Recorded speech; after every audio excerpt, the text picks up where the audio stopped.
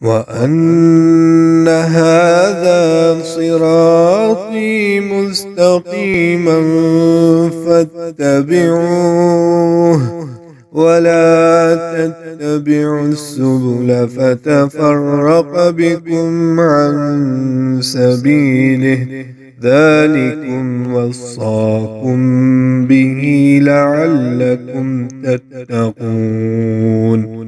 أعوذ بالله من الشيطان الرجيم. بسم الله الرحمن الرحيم. وعلیکم السلام ورحمۃ اللہ وبرکاتہ۔ بھائی کا سوال ہے کہ ہماری نگاہیں نماز میں کہاں ہونی چاہیے اور تشہد میں بالخصوص نگاہ کہاں ہونی چاہیے؟ بسم اللہ والحمد للہ والصلاة والسلام علی رسول اللہ، اما بعد۔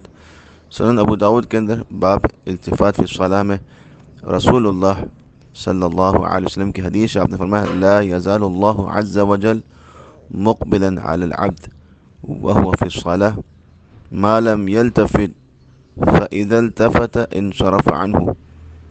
اللہ رب العالمین اپنے بندے پر نماز میں متواتر متوجہ رہتا ہے جب تک کہ وہ اپنی نگاہوں کو دائیں بائیں نہ پھیرے، اور جب نمازی اپنی نگاہوں کو دائیں بائیں پھیرتا ہے تو اللہ تعالیٰ اس کی طرف سے اپنی توجہ ہٹا لیتا ہے۔ رسول اللہ صلی اللہ علیہ وسلم کے بارے میں آتا ہے صحیح بخاری کتاب الصلاۃ میں اور صحیح مسلم میں بھی کہ پیغمبر علیہ الصلوۃ والسلام نماز میں اپنی آنکھوں کو کھول کر رکھتے تھے۔ اسی طرح مستدرک حاکم کے اندر جلد نمبر 2 میں رسول اللہ صلی اللہ علیہ وسلم کے بارے میں آتا ہے کہ پیغمبر علیہ الصلوۃ والسلام نماز میں اپنی نگاہوں کو، اپنے سر کو جھکا لیتے تھے۔ رسول اللہ صلی اللہ علیہ وسلم سے سوال ہوا: سألت رسول اللہ صلی اللہ علیہ وسلم عن الالتفات فی الصلاۃ، آپ سے نگاہوں کو دائیں بائیں آگے پیچھے کرنے کے بارے میں حکم ہوا، سوال ہوا، تو نبی علیہ السلام نے فرمایا: فقال هو اختلاس یختلس الشیطان من صلاۃ العبد۔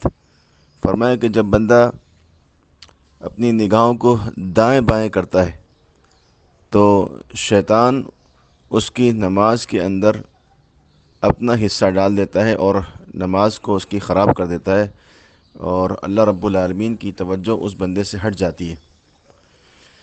اسی طرح رسول اللہ صلی اللہ علیہ وسلم نے فرمایا: لَيَنْتَهِيَنَّ أَقْوَامٌ يَرْفَعُونَ أَبْصَارَهُمْ إِلَى السَّمَاءِ فِي الصَّلَاةِ أَوْ لَا تَرْجِعُ إِلَيْهِمْ۔ آپ نے فرمایا کہ لوگوں کو اپنی نگاہوں کو آسمان کی طرف اٹھانے سے باز آ جانا چاہیے، ایسا نہ ہو کہ ان کی نگاہیں اچک لی جائیں اور ان کی بینائی واپس نہ لوٹے۔ یہ صحیح مسلم کتاب الصلاۃ میں حدیث ہے۔ ان تمام احادیث سے بات ثابت ہوئی کہ نگاہوں کو دائیں بائیں کرنا یا اوپر کرنا، اس کی سختی سے ممانعت ہے نبی علیہ الصلوۃ والسلام کی طرف سے۔ جب آپ اپنی نگاہوں کو آسمان کی طرف نہیں اٹھا سکتے، نہ دائیں کر سکتے ہیں نہ بائیں، تو پھر نگاہیں آپ کی کہاں جائیں گی؟ یقیناً آپ کی نگاہیں جھک جائیں گی، جس طرح نبی صلی اللہ علیہ وسلم کے بارے میں مستدرک حاکم کے اندر کہ آپ اپنے سر کو اور نگاہوں کو جھکا لیتے تھے۔ تو آپ اپنے سر کو نیچے کی طرف کریں گے اور اپنی آنکھیں بھی آپ نیچے کی طرف کریں گے، اور آپ کے بارے میں آتا ہے کہ آپ اپنی آنکھوں کو کھول کے رکھتے تھے تو آپ کی آنکھیں کھلی رہیں گی۔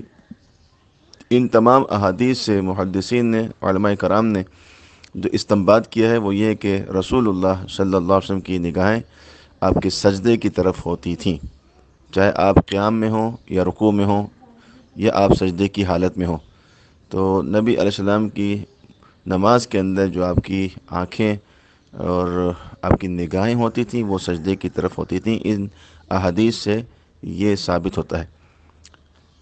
رسول اللہ صلی اللہ علیہ وسلم کے بارے میں سنن نسائی کے اندر باقاعدہ حدیث ہے کہ پیغمبر علیہ الصلوۃ والسلام تشہد کے اندر اپنی نگاہوں کو اپنی شہادت کی انگلی کی طرف رکھتے تھے۔ تو یہاں پر صرف تخصیص ملتی ہے کہ تشہد کے اندر آپ نبی علیہ الصلوۃ والسلام اپنی نگاہوں کو اپنی شہادت کی انگلی کی طرف رکھتے تھے۔ اس کے علاوہ پوری نماز کے اندر نبی علیہ الصلوۃ والسلام کی نگاہیں سجدے کی طرف ہوتی تھیں۔ ھذا ما عندی واللہ اعلم بالصواب۔